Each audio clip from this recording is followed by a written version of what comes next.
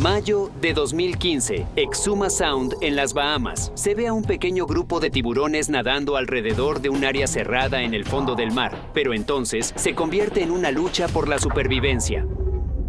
Una cola de tiburón se agita justo fuera del cuadro. Momentos después, aparece una bestia. Acerquémonos un poco y ralenticemos la imagen para poder ver lo que ocurre a través del sedimento removido. Una criatura que parece sacada de una película de terror de ciencia ficción se ha enganchado a la cabeza del tiburón. Tras varios momentos de lucha, finalmente el tiburón parece quedar inerte, depredador convertido en presa. ¿Qué es esta cosa que ataca a los tiburones en el fondo del mar? El investigador de campo Cliff Barackman tiene algunas ideas. Podemos ver aquí que parece un isópodo gigante de algún tipo. Los isópodos son antrópodos, pero imaginen un insecto de píldora con esteroides multiplicado por 1000. Tienen 7 pares de patas y las 2 delanteras las utilizan para agarrar a la presa y llevarla hasta sus mandíbulas acodadas.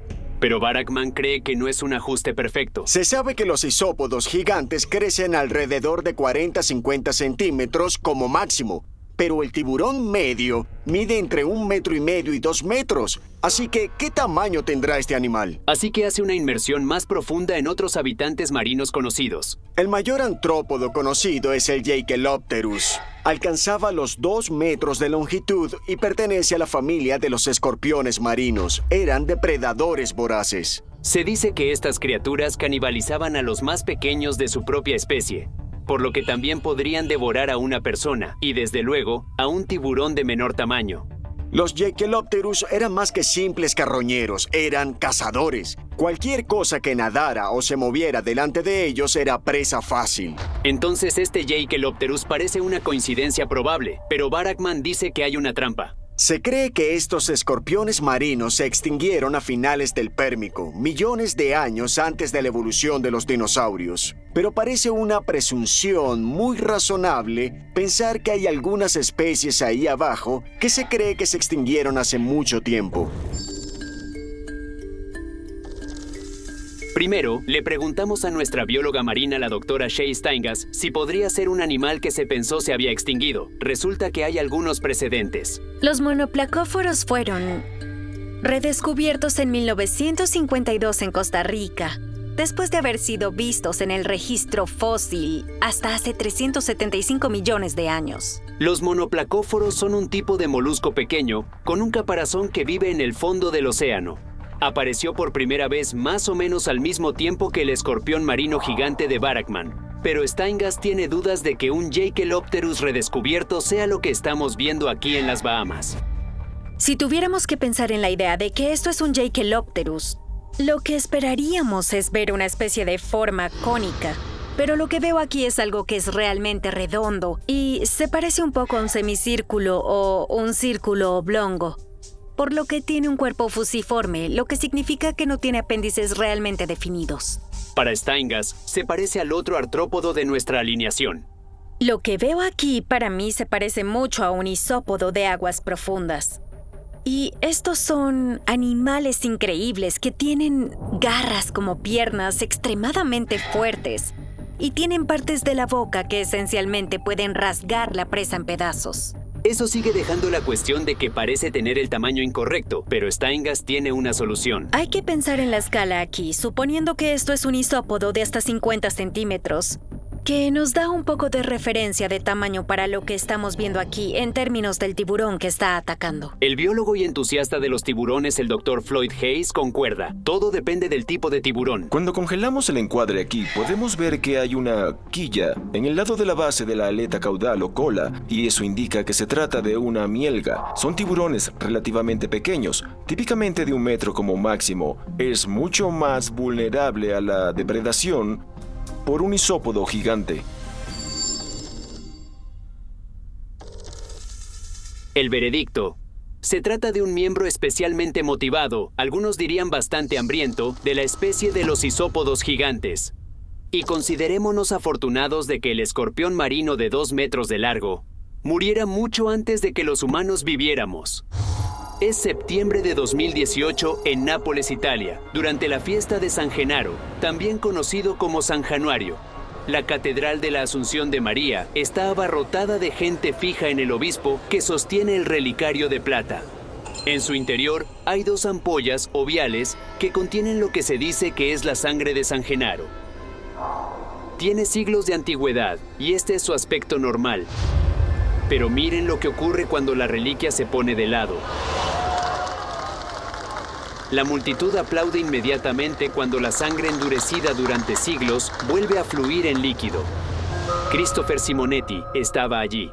Hay una gran afirmación en la que la gente simplemente aprecia esta manifestación de convertir lo sólido en líquido.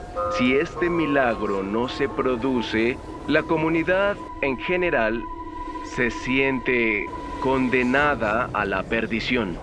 Esta tradición se remonta a cuando San Januario fue martirizado por los romanos a causa de sus creencias cristianas en el siglo IV. Hubo una persecución de cristianos llevada a cabo por el emperador Diocleciano. San Januario fue a visitar a un amigo que estaba en la cárcel y él mismo fue arrestado. Lo decapitaron el 19 de septiembre de 305 después de Cristo. Según la tradición, después de la decapitación, una lugareña recogió su sangre en las 2 ampollas que se conservan hasta hoy. Luego se coaguló a un estado endurecido, y no fue hasta 1000 años después, en 1389, cuando se dice que la sangre volvió a su estado líquido.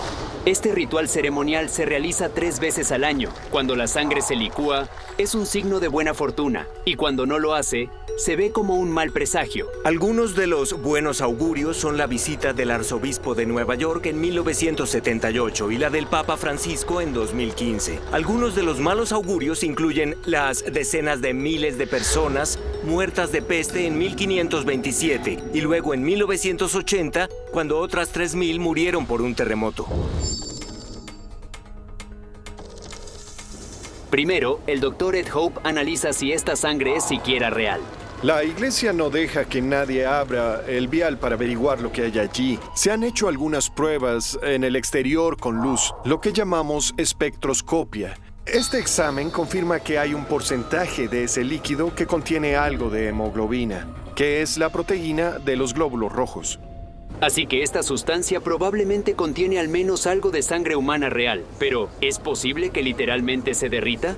Una de las teorías es que cuando la ampolla se retira de su cámara y se coloca cerca de las velas, el cambio de temperatura es el que está causando el cambio de estado. Pero en realidad, con la sangre coagulada, no creo que sea suficiente temperatura para que ésta pueda inducir ese cambio. Sin embargo, hay otra hipótesis propuesta por el profesor de química italiano, Luigi Garlaschelli. La tixotropía es la propiedad que tiene una sustancia química de que cuanto más esfuerzo se le aplica, menos viscoso es el material. En términos sencillos, cuanto más se agita un líquido, más fácil resulta verterlo. Con un material tixotrópico, un gel se vuelve más fluido a medida que le aplicas más fuerza. Es como cuando la cera se vuelve líquida al arder una vela, porque las moléculas de la vela sólida empiezan a dispersarse y a fluir más libremente al fundirse. El equipo de Garlaschelli creó sangre falsa que demostró lo que vemos aquí en términos de reacción al movimiento, y lo hicieron utilizando únicamente compuestos que estaban disponibles en el siglo XIV. ¿Podría ser un gel tixotrópico en lugar de sangre congelada? Le preguntamos a nuestro experto e investigador de milagros Michael O'Neill, quien presenció este evento. Él dice, no tan rápido. Ahora con los geles tixotrópicos depende de la concentración o de cómo se hizo la solución, pero esos solo son buenos de 2 a 10 años. El vial relacionado con San Januario se ha licuado durante siglos. Mientras no se permita ninguna investigación científica sobre el líquido real, es posible que nunca lo sepamos. ¿Se trata de un verdadero milagro o hay algún otro misterio en juego? El veredicto, por ahora vamos a llamar a esto un posible milagro. Claro, hay una posibilidad de que esto sea un engaño de siglos de antigüedad, pero es muy poco probable que la sangre falsa todavía mantenga las cualidades de un gel tixotrópico durante tanto tiempo. Y eso fue todo por hoy. Si ustedes tienen pruebas de algo maravilloso, por favor envíenlas y mantengan esas cámaras grabando.